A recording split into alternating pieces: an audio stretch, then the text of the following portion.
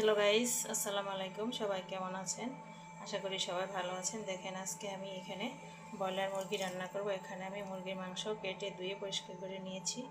এখন আমি এখানে দিয়ে দিব লেবু। ব্রয়লার মুরগি থেকে যে একটা বাজে স্মেল আসে, এই লেবুটা দিলে সেই স্মেলটা আসবে না।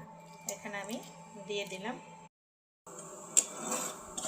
দেখেন, আমার পেঁয়াজটা হালকা ভাজা হয়ে গেছে। আর এখানে একটা জিনিস লক্ষ্য রাখবেন, এখানে পেঁয়াজের পরিমাণটা একটু বেশি লাগবে আর তেলের পরিমাণটা একটু বেশি লাগবে।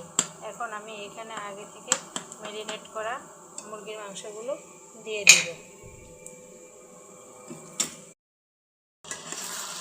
হ্যালো গাইস, দেখেন আমার মাংসগুলো লাল লাল করে ভাজা হয়ে গেছে। এখন আমি এক এক করে মাংসগুলো সুন্দর করে তেল থেকে উঠিয়ে নিব।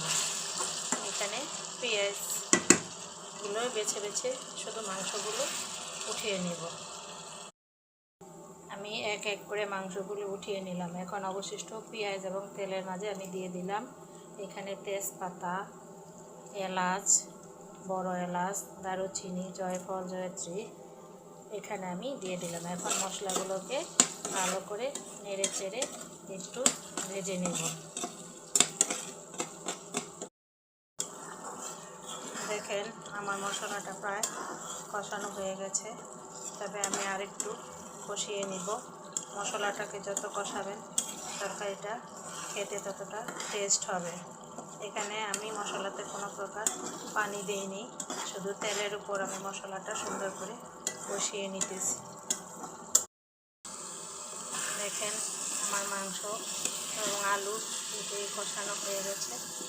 মাংস এবং আলু থেকেও তেল ছেড়ে দিয়েছে। লাল লাল করে কষিয়ে নিলাম।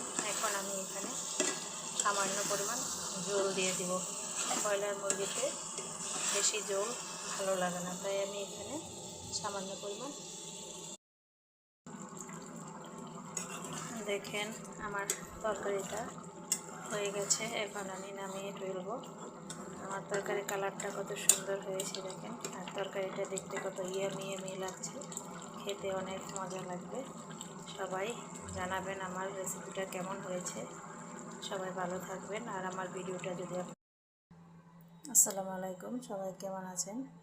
দেখেন, আজকে আমি আপনাদের সামনে কী রেসিপি নিয়ে আসলাম। আমি আজকে রান্না করলাম টমেটো দিয়ে ডাল, আর এদিকে রান্না করলাম মুরগির মাংস। আমার রেসিপিগুলো আপনাদের কাছে কেমন লাগলো তা সবাই কমেন্টসের মাধ্যমে জানাবেন। আর আপনাদের সবাইকে